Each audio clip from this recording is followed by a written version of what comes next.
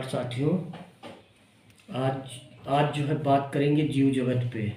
आज जानेंगे सजीवों के लक्षण, सजीव निर्जीव में अंतर, कोशिका एवं सूक्ष्म जीवों का सामान्य परिचय, सजीवों का वर्गीकरण, पौधों के विभिन्न भागों की संरचना व कार्य, पौधों के विभिन्न अंगों का रूपांतरण।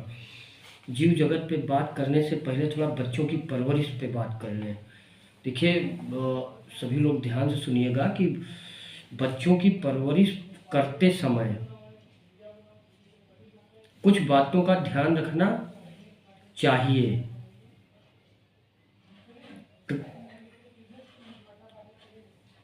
कुछ बातों का ध्यान रखना चाहिए ताकि बच्चे शारीरिक, मानसिक, भावनात्मक रूप से स्वस्थ और जिम्मेदार व्यक्ति बन सकें। बच्चों को प्यार और समर्थन दें, बच्चों को बिना शर्त प्यार करें, उनकी भावनाओं को समझें, उन्हें यह महसूस कराएं कि आप हमेशा उनके साथ हैं।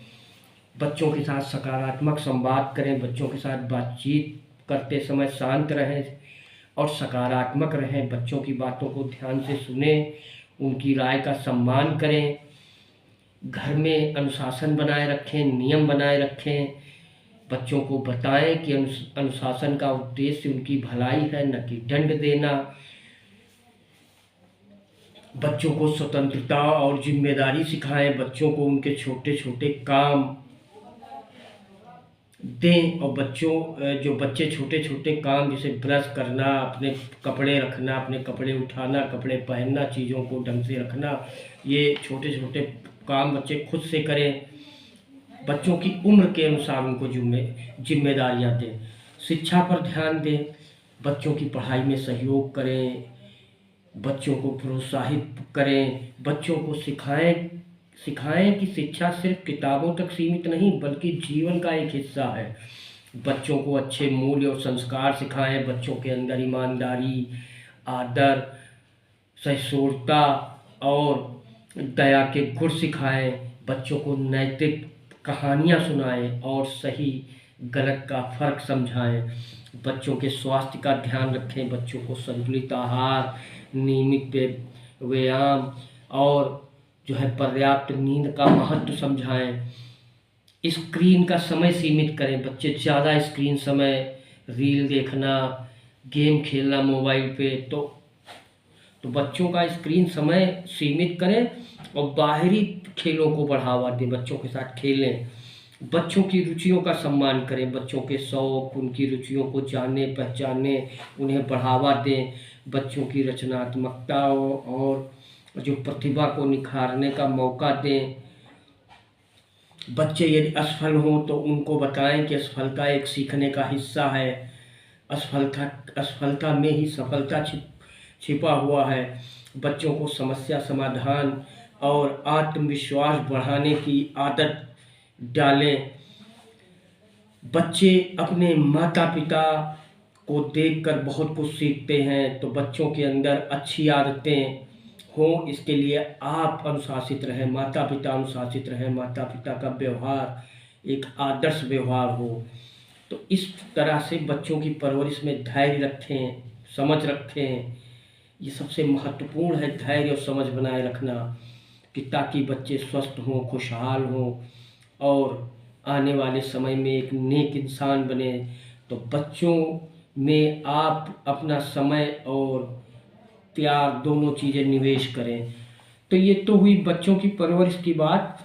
अब बात फिर आ जाते हैं अपने टॉपिक पे, जीव जगत पे। तो जीव जगत पे सजीवों के लक्षण, सजीव निर्जीव में अंतर। सबसे पहले जानेंगे इसको। हम अपने चारों ओर पाए जाने वाले पशु पक्षी को देखते हैं, पेड़ पौधे, पत्थर, पहाड़, नदी, नाले आदि से हम भली भांति परिचित हैं। हम यह भी जानते हैं कि इनमें से कुछ में जीवन है और कुछ में जीवन नहीं है। मछली, खरगोश, हिरन, गिलहरी, मनुष्य, पेड़ पौधे सजीव हैं, जबकि पत्थर, चट्टान, जल आदि निर्जीव हैं। यानी जिसमें जीवन है वो सजीव है और जिसमें जीवन नहीं है वो निर्जीव है। तो सजीवों में कुछ विशेष लक्षण पाए जाते हैं जो उन्हें निर्जीवों से अलग करते हैं। तो आइए जानें कि सजीवों के क्या लक्षण हैं। तो सजीवों के लक्षण की बात करें तो सभी जीवों में पोषण, श्वसन, उत्सर्जन, संवेदनशीलता जैसी क्रियाएं अनवरत होती रहती हैं। इन्हें हम जैविक क्रियाएं कहते हैं। तो ये सजीवों के लक्षण है: पोषण, श्वसन, उत्सर्जन, संवेदनशीलता। अब देखिए, पोषण जो है मछली में पाया जाएगा, खरगोश में पाया जाएगा जो सजीव चीज़ें हैं। पेड़ पौधे में पाया जाएगा, जबकि पत्थर, चट्टान, जल, ये जो निर्जीव चीज़ें हैं इनमें जो है पोषण, श्वसन, उत्सर्जा ये चीज़ें नहीं पाई जाती। तो हम एक एक करके सजीवों के लक्षण को जानेंगे। सबसे पहले जानेंगे सजीवों के लक्षण में पोषण। तो पोषण क्या है? देखिए, अगर शरीर को सुचारू रूप से संचालित करने के लिए ऊर्जा की जरूरत होती है, और यह ऊर्जा हमें भोजन से प्राप्त होती है। और हम जानते हैं कि हरे पौधे वायुमंडल से कार्बन डाइऑक्साइड और मिट्टी से जल प्राप्त करके सूर्य के प्रकाश की उपस्थिति में अपने भोजन का निर्माण खुद करते हैं। इसीलिए ये स्वपोषी कहलाते हैं। और बने हुए इस भोजन को पौधे फूल, फल, बीज, जड़, पत्ती आदि में संग्रहित करते हैं। कुछ जंतु अपना भोजन पेड़ पौधे से प्राप्त करते हैं। तो स्वपोषी होते हैं पेड़ पौधे, जो अपना भोजन स्वयं बनाते हैं। और उसके बाद जो जंतु होते हैं, कुछ जंतु अपना भोजन पेड़ पौधे से प्राप्त करते हैं, उन्हें शाकाहारी कहते हैं, जैसे बकरी, हिरन, चूहा। कुछ जंतु शाकाहारी जंतुओं को अपना भोजन बनाते हैं, वे मांसाहारी कहलाते हैं, जैसे शेर, चीता, बिल्ली आदि। तो ऐसे जीव जो अपना भोजन पेड़ पौधे एवं अन्य जंतु अर्थात दोनों स्रोतों से प्राप्त करते हैं, उन्हें सर्वाहारी कहा जाता है। जैसे मनुष्य, काकरोच। तो मनुष्य सर्वाहारी है, क्योंकि शाकाहारी भी है, मांसाहारी भी है, पेड़ पौधे से भी भोजन प्राप्त करता है और जीव जंतुओं को भी खाता है। तो जो मनुष्य है, आपका काकरोच है, ये सर्वाहारी में है। तो स्वपोषी में कौन हो गया? पेड़ पौधे। शाकाहारी में कौन हो गया? जो पेड़ पौधे से भोजन प्राप्त करते हैं, जैसे बकरी, हिरन। मांसाहारी में कौन हो गया? जो शाकाहारी जानवरों को खाते हैं। और सर्वाहारी जो मांसाहारी शाकाहारी दोनों खाते हैं। तो ये पोषण के लिए ये हुआ पोषण। इसी से ऊर्जा जो है मिलती है। पौधों में भी पोषण होता है, पौधे भी अपना भोजन बनाते हैं। तो अब बात करते हैं श्वसन की। देखिए, इस क्रिया में सभी जीव का मतलब है जंतु और जो है पौधे, इस क्रिया में सभी जीव ऑक्सीजन गैस ग्रहण करते हैं तथा कार्बन डाइऑक्साइड गैस छोड़ते हैं। सांस लेने पर वायु के साथ ऑक्सीजन गैस शरीर के अंदर फेफड़ों द्वारा ग्रहण की जाती है। और ऑक्सीजन द्वारा भोजन का जारण का मतलब होता है ऑक्सीकरण होता है, जिसके फलस्वरूप ऊर्जा और कार्बन डाइऑक्साइड बनती है। इसी ऊर्जा का उपयोग हम दैनिक कार्य में करते हैं। तो भिन्न भिन्न प्राणियों में श्वसन अलग अलग अंगों द्वारा होता है। जैसे मनुष्य में फेफड़ों द्वारा, मछली में जो मछली श्वसन करती है गलफड़े द्वारा। और जो मेढक होता है, वो अगर मेढक पानी में है तो उसका श्वसन होगा त्वचा द्वारा, और यदि मेढक जमीन पर है या जमीन पर रहता है तो फेफड़ों द्वारा।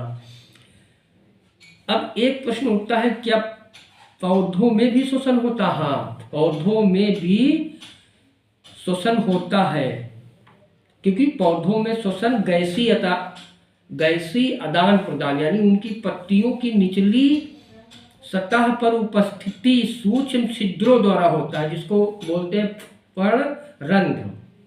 ठीक, इनके द्वारा होता श्वसन। अब बात करते हैं उत्सर्जन की। देखिए, जैविक क्रियाओं में उत्सर्जन भी शामिल है। जैविक क्रियाएं जैसे आपका पाचन हुआ, श्वसन हुआ, तो आदि के फलस्वरूप सभी जीवों के शरीर में अपशिष्ट पदार्थ बनते हैं और ये शरीर के लिए अनावश्यक हानिकारक होते हैं।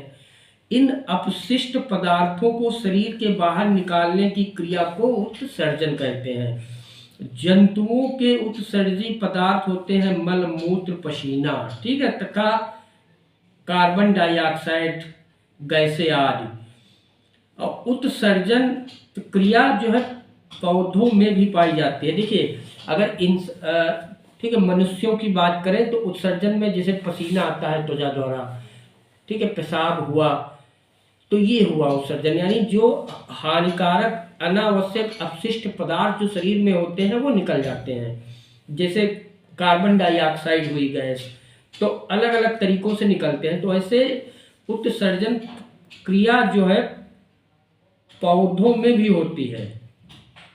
अब जैसे गोंद, रबड़, रेजिन जिसको हींग बोलते हो, टैनिन जिसको बोलते हो, कत्था आदि पौधों के उत्सर्जी पदार्थ है। तो पौधों में भी उत्सर्जन होता है।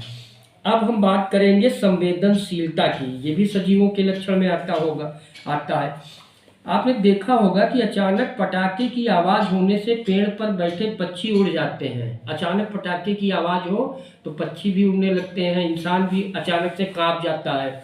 यदि किसी गर्म वस्तु पर, कोई वस्तु गर्म है और आपका हाथ उस पर पड़ जाता है तो उसे आप हटा लेते हैं तुरंत। या कोई ऐसी चीज बन रही हो जैसे रसगुल्ला आ जाए, कोई बढ़िया चीज जो है, ठीक है, बन नहीं हो तो आपके मुंह में पानी आ जाएगा, तो आपकी इच्छा होगी लाओ ये चीज खाई जाए। यही संवेदनशीलता है। तो उपरोक्त जो मैंने एग्जाम्पल बताए तो जीवों में परिवर्तन के प्रति अनुक्रिया प्रदर्शित करते हैं। जैसे पटाखे की आवाज है, गर्म वस्तु है, मनपसंद पकवान, ये उद्दीपन है जो आवाज आती, जो संवेदनशील। और जो पक्षियों का उड़ जाना, हाथ को हटा लेना, मुंह में पानी आना, ये इनकी अनुक्रिया है। यानी अगर मान लो पटाखा दगा, तो पटाखा दगना उद्दीपन है और आपका कांप जाना अनुक्रिया है।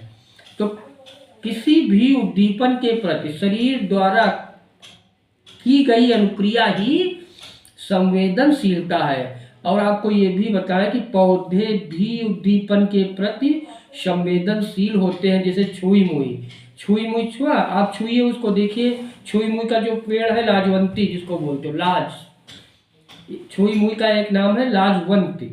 तो उसको आप उसकी पत्तियों को स्पर्श करें तो आप देखेंगे स्पर्श, ठीक है, करते ही पत्तियां झुककर बंद हो जाती हैं। अतः आप जो है समझ गए होंगे कि जो छुई मुई है वो भी संवेदनशील है। इस प्रकार आपने ये भी देखा होगा कि कई फूल रात में खिलते हैं, कई फूल दिन में खिलते हैं। जैसे रात की रानी रात में खिलती है, दिन में बंद हो जाती है। तो आप ये समझिए कि सभी जीव उद्दीपन, जैसे स्पर्श हुआ आपका, ठीक है, ताप हुआ, प्रकाश हुआ, ध्वनि हुआ, विद्युत आदि के प्रति संवेदनशील होते हैं। सभी जीव स्पर्श कोई छू ले आपको लगेगा कि यही संवेदनशीलता है। पीछे से आए और कोई आपके ऐसे कर दे, हल्के से, ठीक है, टीप मार दे, ठीक है, ये सब उद्दीपन है। गर्म चीज छूना, ठीक है, मुंह में पानी आना, आवाज जोर से सुनाई पड़ना, ध्वनि सुनाई पड़ना, विद्युत, तो ये सब संवेदनशील जो है उद्दीपन है। और संवेदनशीलता जीवों का प्राकृतिक स्वभाव है। तो अब आप जो है विचार करिए कि आप किस प्रकार की संवेदनशीलता का अनुभव जो है करते हैं। तो हम लोग भी करते हैं, हम सभी देखने का करते हैं, सुनने का करते हैं। संवेदनशीलता स्पर्श है, गंध है, स्वाद है, इन सब का अनुभव हमें भी होता है। यही संवेदनशीलता है, यानी देखना, सुनना, स्पर्श, गंध, स्वाद, इसका अनुभव ही संवेदनशीलता है। अब हम बात करेंगे वृद्धि की। थोड़ा वृद्धि को ध्यान से सुनिएगा। वृद्धि देखा होगा मुर्गी के अंडे से चूजा निकलता है जो धीरे धीरे बड़ा होकर वयस्क हो जाता है। इसी प्रकार बीज अंकुरित होकर नन्हा जो है पौधा बनता है जो वृद्धि करके विशाल वृक्ष का रूप ले लेता है। तो प्रत्येक जीव आकार प्रकार में समय के साथ बढ़ता रहता है। यह क्रिया ही वृद्धि जो है कहलाती है। और पेड़ पौधों में वृद्धि जीवन पर्यंत होती है, जबकि जंतुओं में वृद्धि एक निश्चित आयु तक होती है। ये ध्यान रखना, पेड़ पौधों में वृद्धि चलती रहती है, लेकिन जो जंतु होते हैं उनमें वृद्धि एक निश्चित आयु तक होती है। अब बात करते हैं प्रजनन की। आपने पक्षियों के घोंसले देखे होंगे। जो पक्षी होते हैं घोंसले में अंडे देते हैं जिससे छोटे छोटे बच्चे बाहर निकल आते हैं। इसी प्रकार मनुष्य, गाय, कुत्ता, बिल्ली आदि वयस्क होने पर अपने जैसे छोटे छोटे बच्चों को जन्म देते हैं। ऐसे ही पौधे भी, ऐसे ही जो पेड़ पौधे पौधों के बीज को मिट्टी में बो देने पर वह अंकुरित होकर नए जो है पौधों को जन्म देता है। तो सभी जंतुओं तथा पौधों में अपने समान जीवों को उत्पन्न करने की क्षमता होती है। इसी क्रिया को प्रजनन कहते हैं। प्रजनन का मतलब क्या, कि सभी जंतु तथा पौधों में अपने समान जीवों को उत्पन्न करने की जो क्षमता होती है, इसी क्रिया को प्रजनन कहते हैं। तो हमारे आसपास अनेक प्रकार के जंतु रहते हैं, जिनमें से कुछ जंतु अंडे देते हैं, कुछ बच्चे पैदा करते हैं। तो ये आप जो है बताइएगा कि अंडे देने वाले जंतु कौन है, बच्चे देने वाले जंतु, ठीक है, कौन है। तो अब आपसे थोड़ा चर्चा करेंगे जंतुओं एवं पौधों का निश्चित जीवन काल क्या होता है। आपको पता है आदमी की उम्र 60 से 70 वर्ष होती है। घोड़ा की उम्र कितनी होती, 30 से 40 साल तक घोड़ा जीता। हाथी की उम्र कितनी होती, 70 से 90 साल। चूहे की उम्र कितनी होती, 4 से 5 साल। आपका जो तोता होता है इसकी उम्र होती 14 से 15 साल। आपका जो कछुआ होता है वो 120 से 150 साल तक जीता है। और जो बरगद पेड़ होता है उसकी उम्र होती 100 से 200 वर्ष। एक पेड़ होता है सिकोया, एक पेड़ का नाम है सिकोया। सिकोया की उम्र पता है कितनी है, 3000 से 4000 वर्ष। गेहूं जो होता है उसकी उम्र होती 5 माह, उसके बाद उसको काट लिया जाता। और जो बंदर होता उसकी उम्र होती है 20 से 25 वर्ष। और जो कुत्ता होता उसकी उम्र होती 16 से 18 वर्ष। और बिल्ली की उम्र होती है 25 से 30 वर्ष। तो ये जो है निश्चित जीवन अवधि के पश्चात सभी की मृत्यु होती है। सभी जंतुओं एवं पौधों का निश्चित जीवन काल होता है, सबकी उम्र होती है। और जब उनकी उम्र एक पूरी हो जाती है तो उसके बाद उनकी मृत्यु होती है। अब हम बात करेंगे सजीव निर्जीव में अंतर। देखिए सजीव निर्जीव में अंतर। सजीव में क्या होता, पोषण की क्रिया होती, निर्जीव में पोषण नहीं होता। पत्थर में होता, पोषण नहीं होता। सजीव जो सजीव होते हैं वो श्वसन करते हैं, निर्जीव श्वसन नहीं करते। निर्जीव मीन जिसमें जीवन नहीं, जैसे पत्थर, जल। सजीव में वृद्धि होती, निर्जीव में वृद्धि नहीं होती। सजीव में उत्सर्जन की क्रिया होती, निर्जीव में उत्सर्जन क्रिया नहीं होती। सजीव उद्दीपनों के प्रति संवेदनशील होते हैं, जैसे सुनना, ठीक है, सुनना, देखना। तो ये उद्दीपनों के प्रति संवेदनशील जो है नहीं होते हैं। सजीवों में प्रजनन क्रिया होती, निर्जीवों में प्रजनन क्रिया जो है नहीं होती। तो इसके आधार पे आपने जाना, लक्षणों के आधार पे, कि सजीवों तथा निर्जीवों को सरलता से पहचाना जा सकता है। दरअसल जीवन के ये सभी लक्षण शरीर का निर्माण करने वाले छोटी छोटी संरचनाओं में संचालित होते हैं। तो अब हम बात करेंगे कोशिका की। कोशिका एवं सूक्ष्म जीवों का सामान्य परिचय। अब देखिए कोशिका पे बात। आपने मकान बनते हुए देखा होगा, देखा है आपके सामने भी बन रहा मकान। तो जिस प्रकार छोटी छोटी ईंटों से मिलकर मकान का निर्माण होता है, ठीक उसी प्रकार जीवों के शरीर का निर्माण अनेक छोटी छोटी इकाइयों से होता, अनेक छोटी छोटी इकाइयों से होता। शरीर को बनाने वाली इन छोटी छोटी इकाइयों को कोशिका कहते हैं और प्रत्येक जीवित कोशिका में जीवन की सारी जैविक जो है क्रियाएं अनवरत होती रहती हैं। कौन सी जैविक क्रियाएं? श्वसन, पोषण, उत्सर्जन, वृद्धि आदि अनवरत होती रहती हैं सभी जीवित कोशिकाओं में। कुछ जीवों का शरीर केवल एक ही कोशिका का बना होता है, लेकिन उन्हें हम नग्न आंखों से नहीं देखा जा सकता है। इन्हें देखने के लिए सूक्ष्मदर्शी का प्रयोग किया जाता है। ये सूक्ष्म जीव होते हैं, जैसे अमीबा, यूग्लिना, पैरामीशियम, ईस्ट, जीवाणु। ये सिर्फ एक ही कोशिका के बने होते हैं, बहुत छोटे होते हैं, अति मतलब सूक्ष्म जीव होते हैं जिन्हें आप नहीं देख सकते, और जिन्हें आप देख सकते हैं वो एक से ज्यादा कोशिकाओं से बने होते हैं। तो जीवाणुओं की कोशिकाएं सबसे छोटी होती है, जबकि शुतुरमुर्ग का अंडा सबसे बड़ी कोशिका है, यह ध्यान रखना। अब बात करेंगे सजीवों का वर्गीकरण।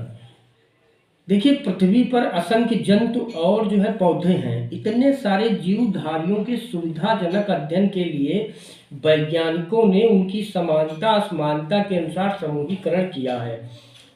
यही जो पद्धति है वर्गीकरण कहलाती है। यानी इतने सारे जो जंतु और पौधे हैं, तो इनके अध्ययन के लिए, इनको जानने समझने के लिए वैज्ञानिकों ने क्या किया? उनकी समानता असमानता के अनुसार उनको समूहों में रख दिया। इसी पद्धति को वर्गीकरण बोला जाता है। गुणों के आधार पर अलग अलग समूह बनाने की प्रक्रिया ही वर्गीकरण है। तो अब हम जानेंगे जंतु हो या पौधा हो, हम उनका वर्गीकरण कैसे कर सकते हैं। तो जंतुओं का वर्गीकरण करने के तरीके हैं। जैसे सबसे पहला तरीका है संरचना के आधार पे, दूसरा है मेरु दंड की उपस्थिति के आधार पे, तीसरा है प्रजनन विधि के आधार पे, चौथा है वास के आधार पे। तो हम जानेंगे संरचना के आधार पे। देखिए, संरचना के आधार पे एक कोशिक और बहु कोशिक। तो एक कोशिक यानी जिन जंतुओं का शरीर केवल एक ही कोशिका से बना होता है, वो एक कोशिक जीव होते हैं या कहलाते हैं।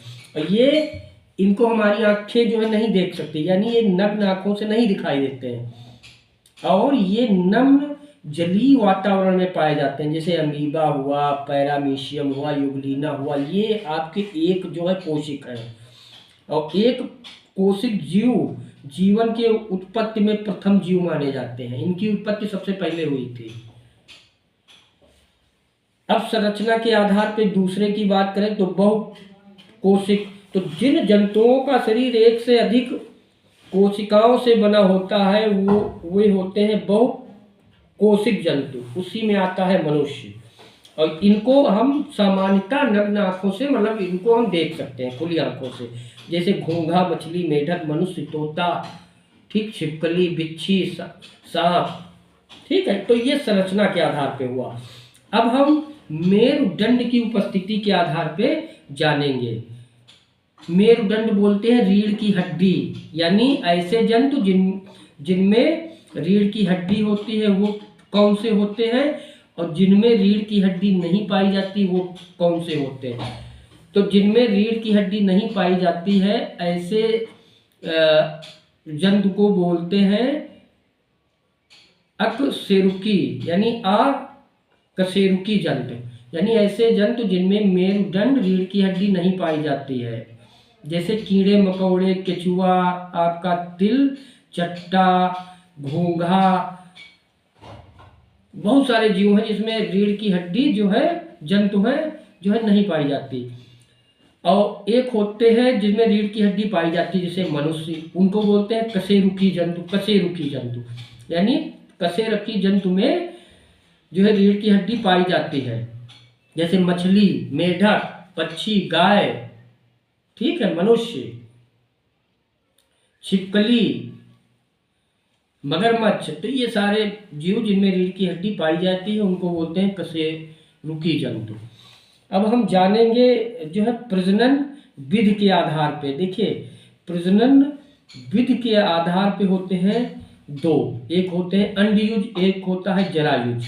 तो अंडयुज में आते हैं अंडे देने वाले जंतुओं को अंडयुज कहते हैं। जो जंतु अंडे देते हैं, अंडे से, जैसे मछली, मेढक, छिपकली, सर्प, पक्षी, कीड़े मकोड़े, तो ये अंडयुज जंतु है, ये अंडे देते हैं। जरायुज कौन है? यानी इनके बच्चे अंडे से उत्पन्न होते, अंडे जो इनकी प्रजनन क्रिया है।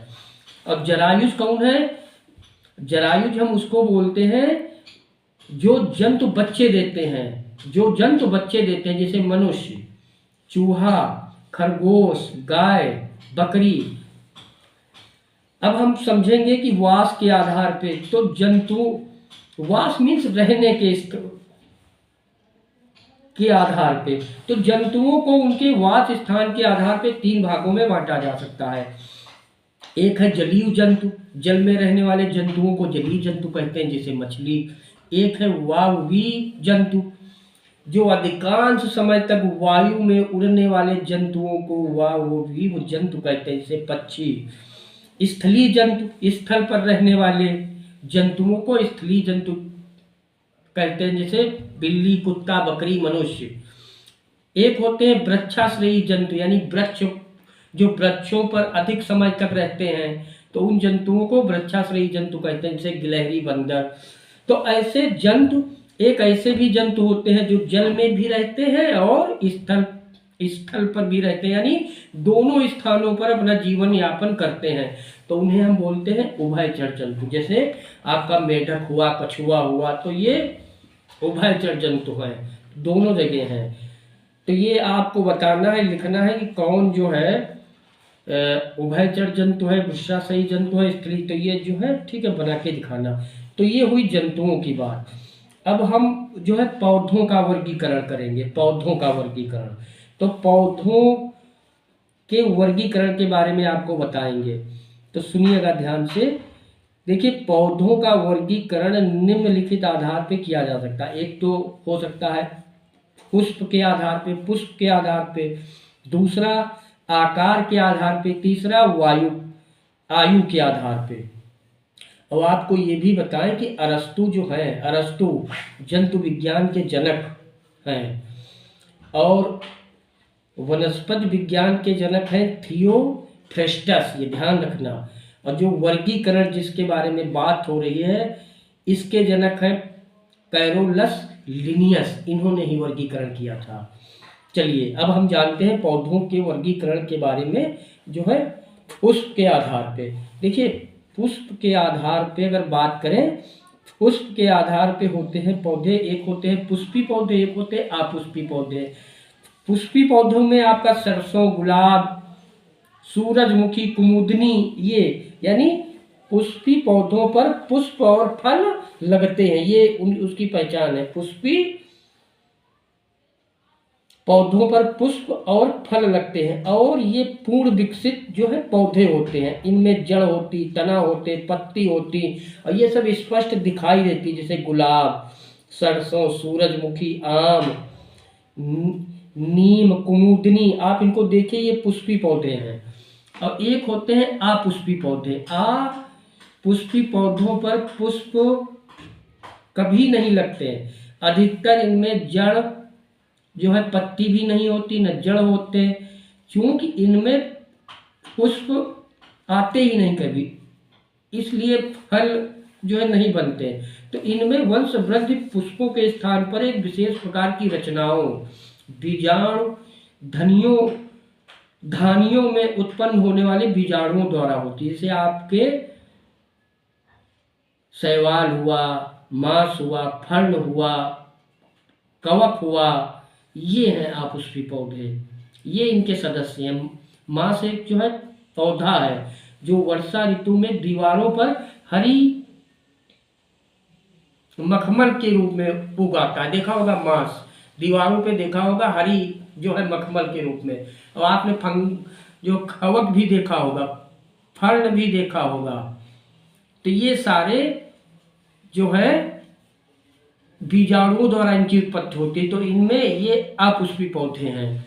तो आपने देखा होगा, अपने परिवेश में आप भ्रमण करें, बाहर निकले, देखें, बगीचा देखें, जंगल देखें, पहाड़ पे आप जाएं, तालाब में जाएं, तो वहाँ आपको जो है विभिन्न प्रकार के पेड़ पौधों को आप देख सकते हैं। उसमें आप जो है पुष्पी पौधे भी देख सकते हो, बिना पुष्प वाले।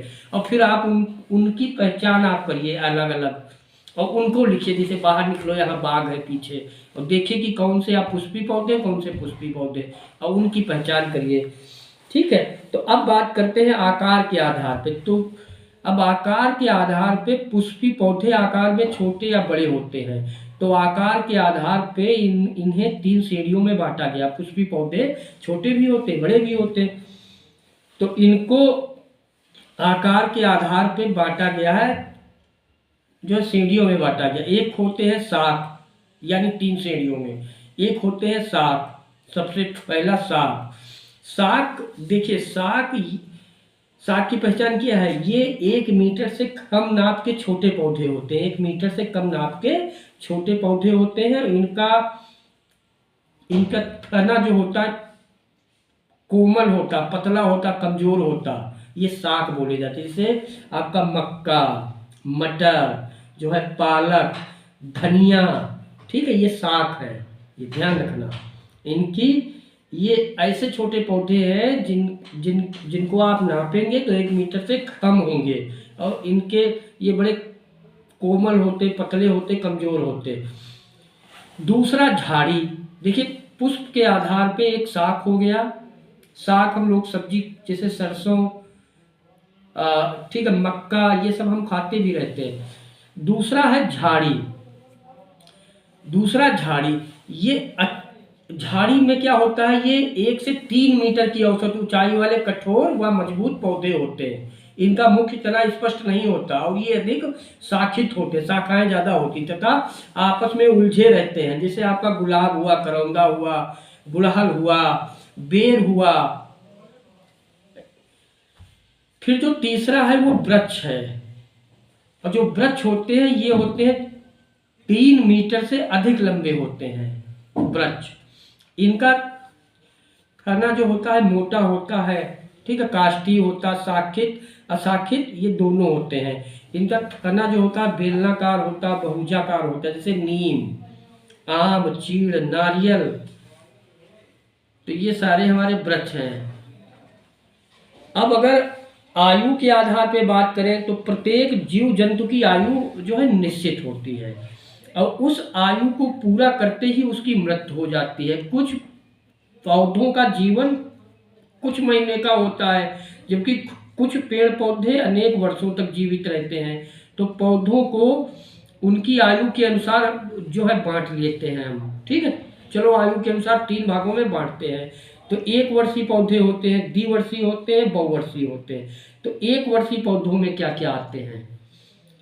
1 वर्षीय पौधे ऐसे पौधे होते हैं जो 1 वर्ष के कुछ महीनों के भीतर ही फलते फूलते हैं, अंत में सूख कर समाप्त हो जाते हैं। जैसे फसलें आपकी समझ लीजिए, चना, मटर, गेहूं, धान, मक्का, ज्वार, बाजरा। आप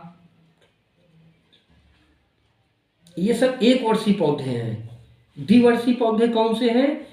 द्विवर्षीय पौधे 2 वर्ष के भीतर ही अपना जीवन चक्र पूरा करते हैं। पहले वर्ष में पौधे जड़, तना, ठीक है, तथा पत्तियां पूर्ण विकसित होकर द्वितीय वर्ष में फिर पुष्पन करते हैं, फिर फलन, फिर बीजों का निर्माण कर नष्ट हो जाते हैं।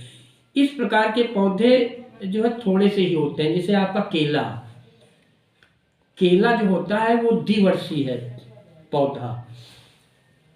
और एक होते हैं जो है बहुवर्षीय पौधे, यानी ये पौधे कई वर्षों तक जीवित रहते हैं, और इनके संपूर्ण जीवन काल में फूल और फल लगते रहते हैं। ये शाक, झाड़ी, वृक्ष 3 ही तरह के पौधे होते हैं। शाक भी मिलेंगे, झाड़ी भी, वृक्ष। जैसे आपका दूब घास, गुलाब, आम, कटहल, नीम, ऐसे बहुवर्षीय बरगद, ठीक है। तो ये तो हुई आयु के आधार पे। अब हम बात करेंगे पौधों के विभिन्न भागों की संरचना एवं उनके कार्य। तो देखिए पेड़ पौधों में क्या पाया जाता है, जड़ पाया जाता है, तना पाई जाती, ठीक है, पत्तियां पाई जाती हैं, पुष्प पाए जाते हैं, फल पाए जाते हैं। ये पेड़ पौधों के अलग अलग अंग हैं। जैसे मनुष्य के अलग अलग अंग क्या है, आंख, नाक,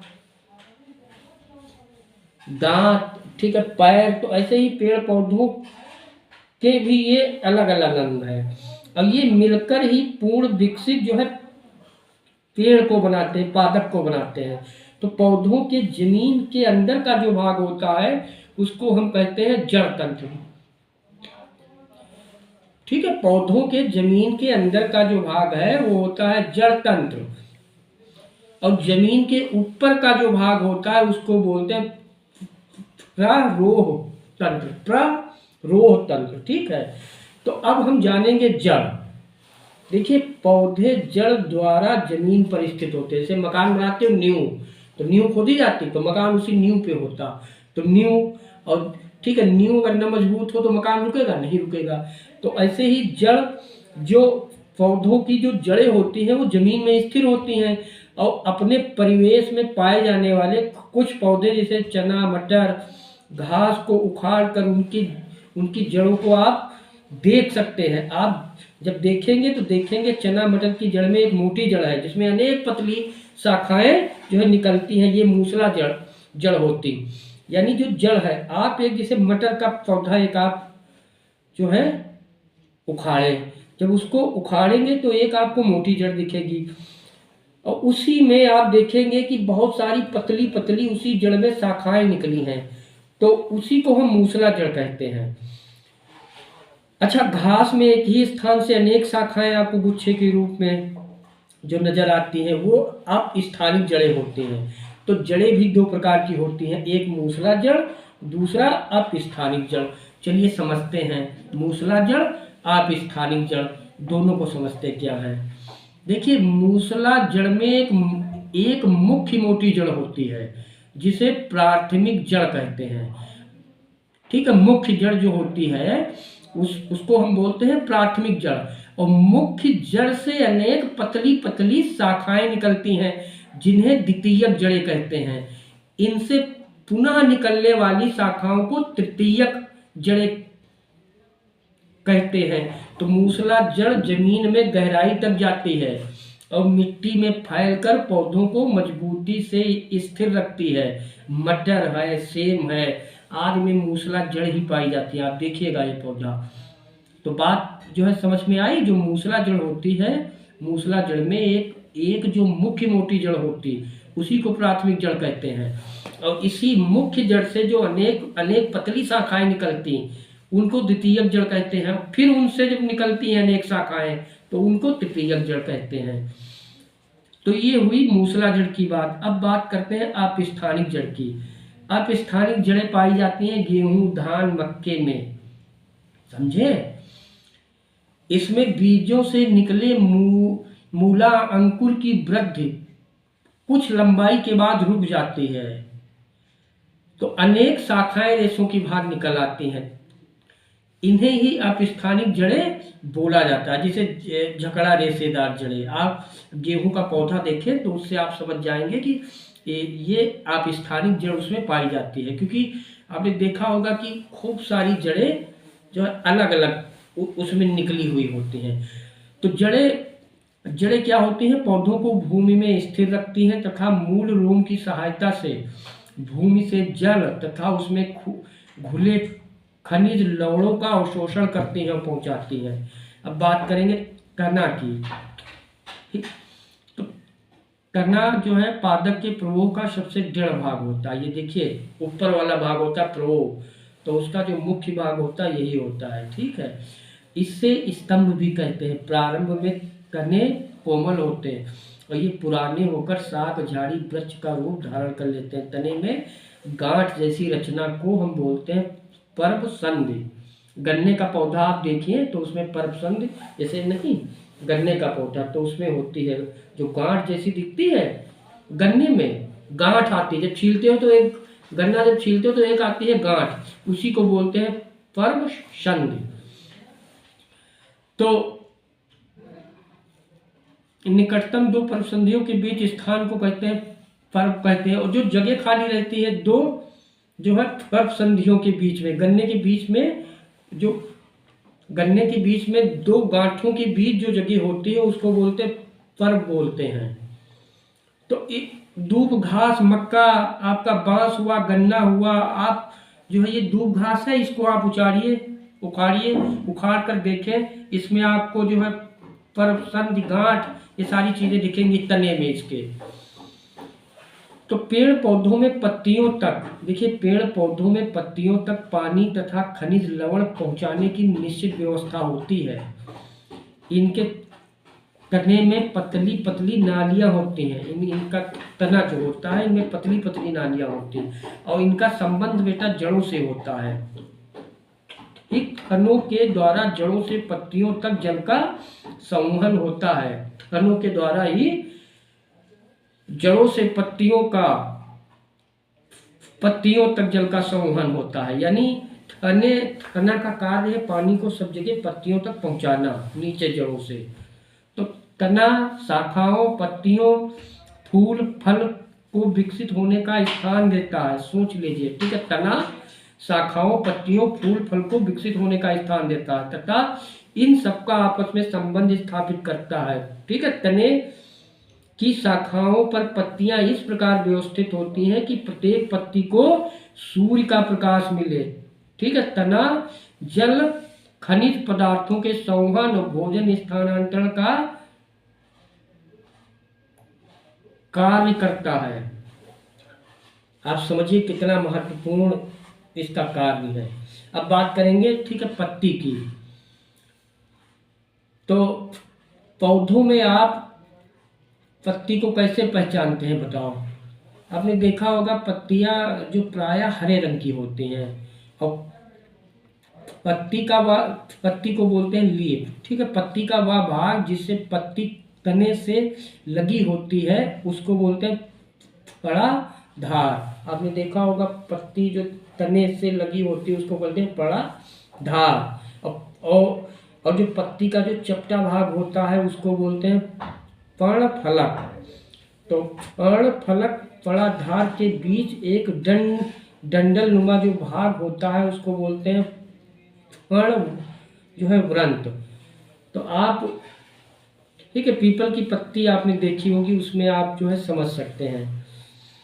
तो सामान्यतः पत्तियों की ऊपरी सतह गहरे रंग की और चिकनी होती है। गहरे हरे रंग द्वारा पत्तियां सौर ऊर्जा का अवशोषण करती हैं। गहरे हरे रंग द्वारा पत्तियां सौर ऊर्जा का अवशोषण करती हैं तथा चिकनी सतह से प्रकाश की अनावश्यक किरणों का परावर्तन होता है और निचली सतह पर खुरदरी और उभरी हुई शिराओं का जाल दिखाई देता है और शिराओं की उपस्थिति से पूरा पर्ण फलक फैला रहता है। शिराओं का जाल पत्तियों द्वारा बने भोजन को पौधों के तने तक पहुंचाने का कार्य करता है।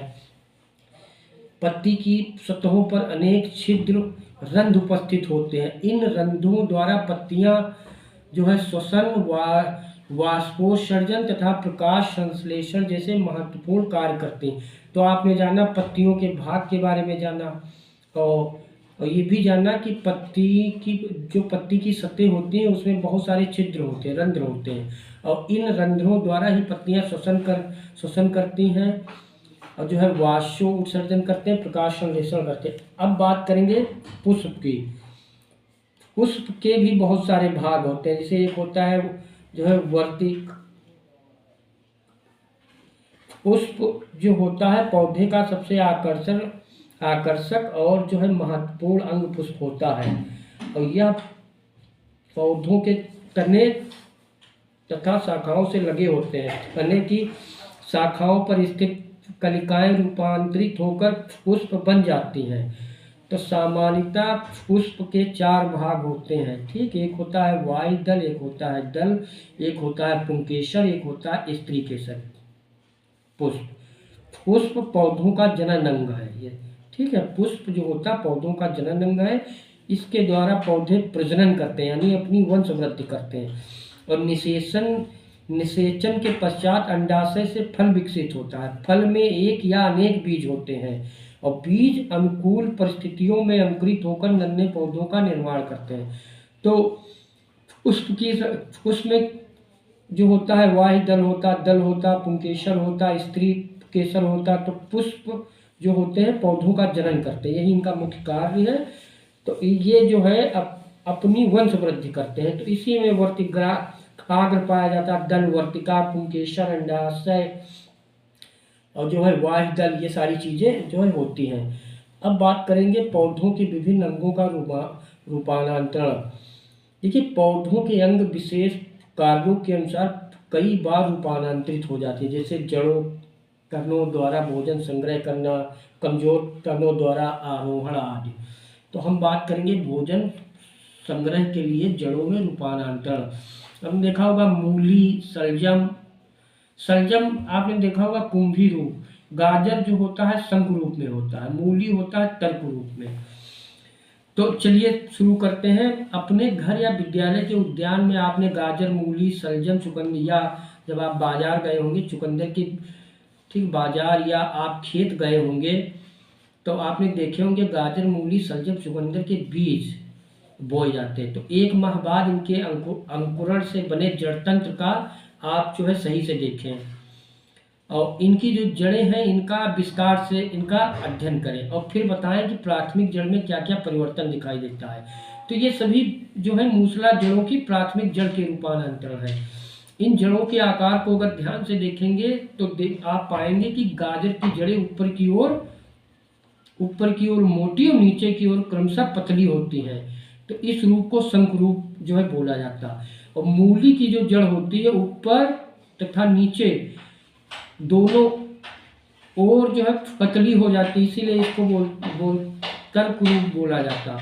और जो सलजम की जड़ें घड़े जैसी होती हैं, इसीलिए इसका नाम इसे बोला जाता है कुंभी रूप।